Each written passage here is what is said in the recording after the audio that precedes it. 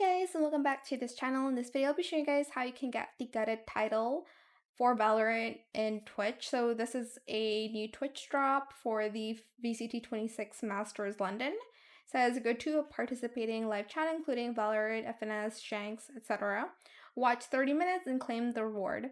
So basically, when they're live, just watch their stream for 30 minutes. I just watched Paper X versus Love.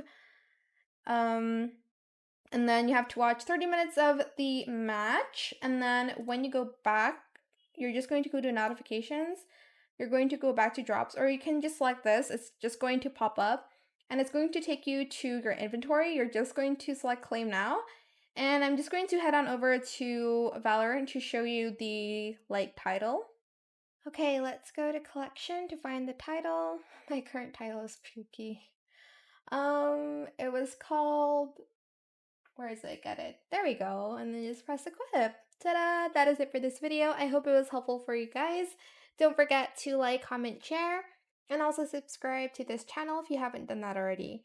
If you have any more questions about this video, just leave it in the comment section down below.